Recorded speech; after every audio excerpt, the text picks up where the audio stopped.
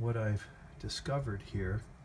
I've had some trouble with low oil pressure at times, and I'm going to slide underneath there and show you the oil pump pickup too. But you can see here there's a bunch of debris. It's old scrap RTV or silicone sealer that's sitting in the bottom of the pan. There's no metal shavings in there, fortunately.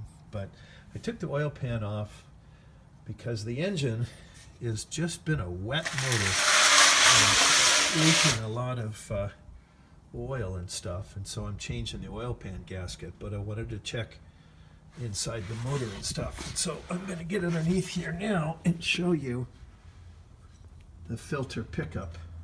And look at what I'm finding here. There's the screen, and you can see there how it's partially blocked, and that most likely has had an impact of restricting the oil flow, which may have in turn impacted the oil pressure. I don't know, depends on how big that pickup is behind the screen, but that ain't good. That's not what we want. I'll be scraping off the gasket around here. But then the other thing I wanted to show is this. This is the oil pump drive, the gear. It's chain driven off the crankshaft. But look at what I've discovered here.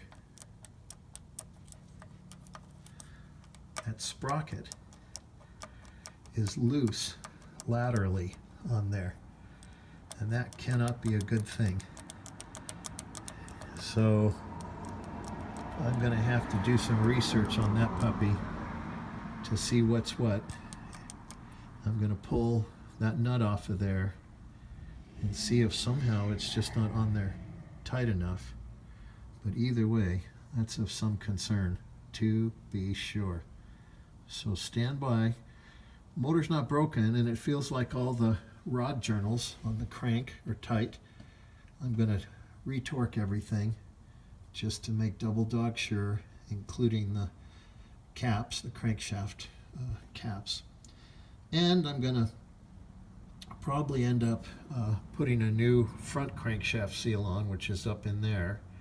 And I'm going to probably end up pulling the tranny as well, and putting a rear crankshaft seal on there, even though the flywheel looks pretty dry, which means probably the leakage is coming from someplace else. Anyhow, there's my adventure. More to come. Bye.